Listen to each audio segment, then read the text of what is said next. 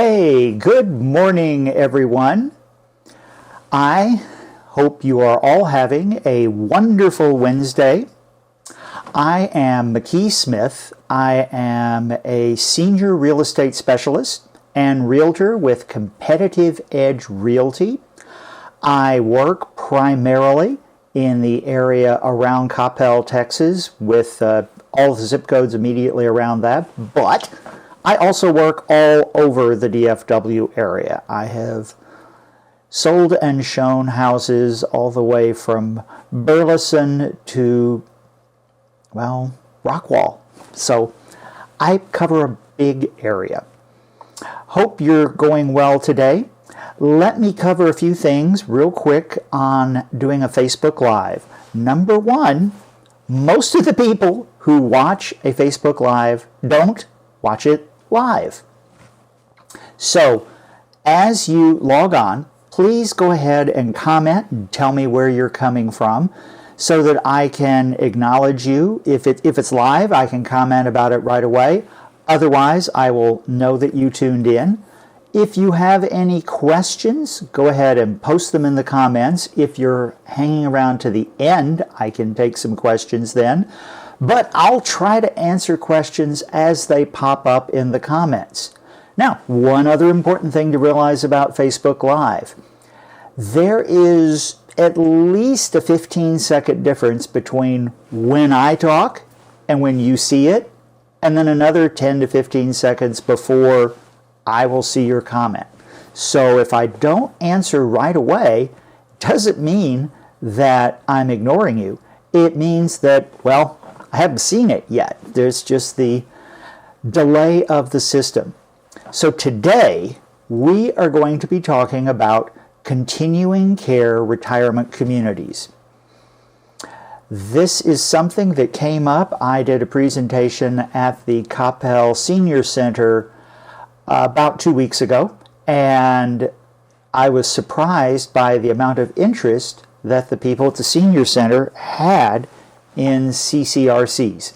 So I decided, let's do an entire Facebook on it. So let's start at the beginning. What is a continuing care retirement community? Well, CCRCs are facilities that allow seniors increasing levels of care. They are facilities that allow seniors increasing levels of care as their needs change. They can progress from independent living to assisted living to memory care to skilled nursing and even all the way to hospice care. Generally all in one facility, certainly all managed by one overall program. It's something that a lot of seniors like because, well, it's all in one. Everything is combined into one program. Now, generally, CCRCs, and that's what I'm going to be referring to them as because continuing care retirement community is really long to say. Generally, CCRCs fall into two primary categories. First are for-profit facilities, and second are, you guessed it, nonprofit facilities. They both operate the same. There are some differences, obviously, but the biggest one being the for-profit facilities often, but not always, have more up-to-date, newer facilities, newer equipment, buildings, and that sort of thing. The nonprofits almost always have larger staffs because staff is the largest ongoing expense. So that's a quick way to tell the difference. And not all CCRCs have everything under one roof. It's managed by one facility, but they don't always have everything under one roof. As I will say repeatedly during this, research any CCRC of which you're interested, read the contracts, find out the fine print details because they're all going to be slightly different. Okay, So, how do these facilities work? Well, generally, you sign a contract, and there are 4 primary types of contract. The first being life care. Life care includes housing, residential services, amenities, and unlimited use of healthcare services with no or at least minimal increases in the fees. A substantial entry fee is usually required, but the monthly payments generally do not increase. In other words, you might be putting down a very large amount to get into a CCRC initially. But once you're there, there is an ongoing monthly fee, but it is set, and you don't have to worry about it. Sometimes they have some allowances, but under what is called the full life care, generally the fees are all set. Okay, let's move on to modified life care, which, as you might guess by the title, is similar but slightly different. Same with housing and residential services and amenity as life care, but the healthcare services are more limited, such as you might only get 60 days of skilled nursing care. The fees also increase as the residents' care needs increase. And sometimes it's possible with the modified life care to have your needs increase beyond the capabilities of what that particular facility has. The modified life cares have significantly lower buy-in fees. Their monthly fees actually tend to be about the same. Again, these are all generalizations. Research each facility on your own. But that's the biggest difference. With full life care, everything's covered, everything is generally included, and prices stay the same. With modified life care, the buy-in's lower, but you might have to pay a little bit more later on. Type 3 is called fee for service. And again, it's the same housing and residential services and amenities as the first 2 types, but healthcare expenses are paid by the resident on an as-needed basis. So they will have a facility, and you are in that facility, but as you need increasing amounts of healthcare, you are going to be the one responsible, the resident is the one responsible for paying for it. As you might guess, both the monthly fees and the buy-in for this third type are significantly lower than type 1. However, remember, your medical expenses will be going up. And for a lot of people, having the medical expenses already covered and known is a big reason people like CCRCs. And the fourth type is called rental. Rental is a pay-as-you-go option and is generally the least expensive. There almost never is an entry fee required for the rentals, and the residents pay all the expenses, but the access to the CCRC's healthcare benefits are guaranteed. Now, one important thing about CCRC contracts that's important to understand, especially for type 1 and generally for the type 2 contracts. When you leave the facility, for whatever reason, it might be that the person has passed on, or you might just decide it's time to move out. You or your family members get a significant portion of the buy-in fee back. That's right, you get a large chunk of it back. The exact percentage is going to vary based on the facility and the rules of that facility, but I know of at least one facility has told me that they return 90%. Another facility says that they have returned 85%, but with the 85% facility, they said if you choose to leave just in a year or two, you will get 90% of it back. So if you choose to leave, or something happens and you are no longer with us and leave, your heirs will get up to 90% back. So that is something to keep in mind. Again, these fees can be substantial. Many of them are over $500,000 buy-ins. I know I have read of one facility that had an $800,000 buy-in. But remember, if you're getting it back, it's not as crucial. It's just make certain that you have the money. And also you want to make sure that the facility has the financial strength, we'll go into that a little bit more, to be able to return you when it is necessary. Okay, let's come along here. What are the advantages of having a continuing care retirement community? Well, there's several of them, and it depends based on what your specific situation is. For example, if you're comparing a CCRC to living in your own home, well, the biggest thing is that you're going to have someone else cleaning, washing, doing the maintenance, all of those things.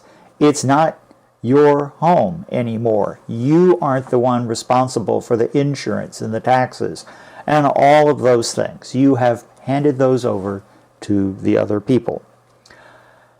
A big part of that is peace of mind. This is especially true if you have the type 1 full life care, because if you have a health issue, you already know it's covered. You already know where you're going to be, and you know that you will be taken care of. That is the biggest one when compared to living in your own home. But what about independent living? Well, if you compare a CCRC to an independent living facility, and a lot of times CCRCs have independent living facilities as part of their facility, again, it's peace of mind. If you are in an independent living apartment or independent living community where you have bought your house or your condo, again, all the health care is still on you. You have to manage all of that. If you're in a CCRC, they manage it. You do not have to worry about it. And that is the biggest thing. The other thing is you know that generally what your costs are going to be as time goes on. All right, let's talk about if you've already moved on to assisted living. What's the difference between a standalone assisted living facility and a CCRC assisted living facility?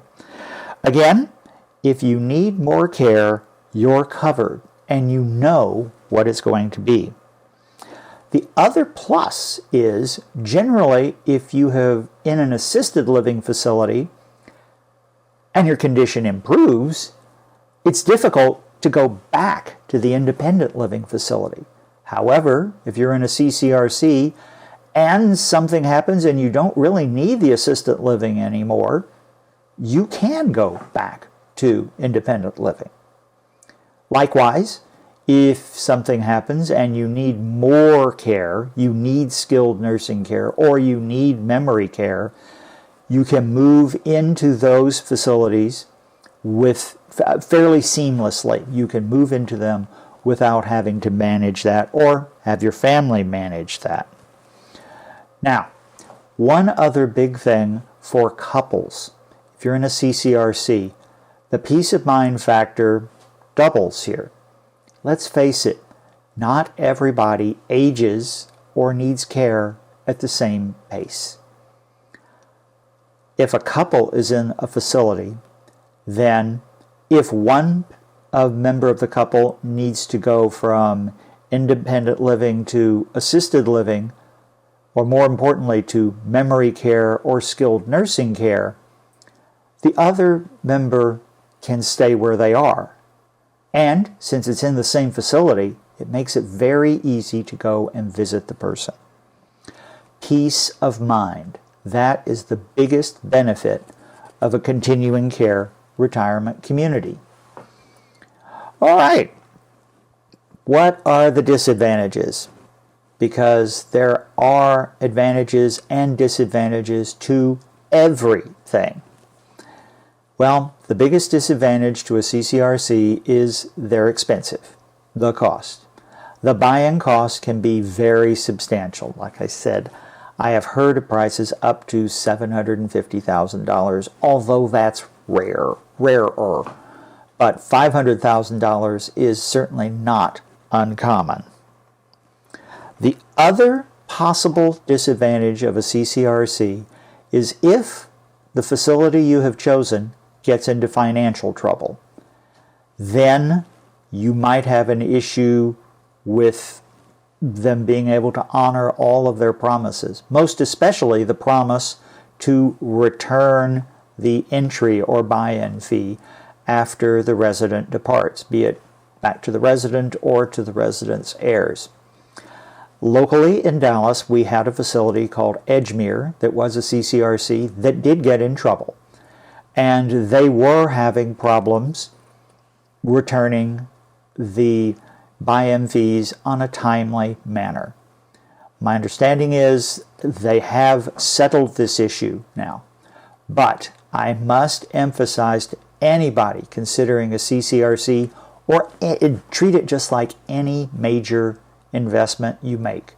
Read the details. Read the fine print. My father always said, my father, who was an attorney, practiced for 50 full years, the large print giveth and the small print taketh away. Read the fine print. Make certain the facility you're looking at has the financial ability to stay there. All right, so you're interested in a CCRC. What are the next steps? Well, research. That's the primary one. As I said before, read. You need to research. You need to find out what the facilities have to offer, what the facilities, compare the amenities, compare everything. You cannot research too much on it. If you want to sell your home to help pay that large buy-in fee and have cash to continue, well, that's where I come in. I am a real estate agent, and I am a senior real estate specialist, so I am trained by the National Association of Realtors in working with people who are, let's say, a little more seasoned. Well, that pretty much wraps up everything. I don't see any questions yet, but if you have a question, you can, one, post it in the comments. I come back and look at the comments on all of my Facebook Lives and then try to get back to the people. If you're posting on Facebook, I will respond that way. You can also email me. That is an easy thing to do. I am Realtor at McKeeSmith.com. And you can follow a link that is in the Facebook message system that will set you up for a no obligation consultation. Absolutely no obligation. I just love talking real estate with people, so I'd love to chat. Hopefully, I will be back in the coming months doing live presentations in person at the Coppell Senior Center. Meanwhile, I hope to be doing these Facebook Lives roughly every 2 weeks. Hopefully, I'll get up to be doing them once a week, but right now, let's just say every 2 weeks. So that's it for now. Again, if you have any questions, please just give me a shout and I will be happy to answer or find the answer for you. That's it for now. Remember, McKee has the keys to selling your home. Bye!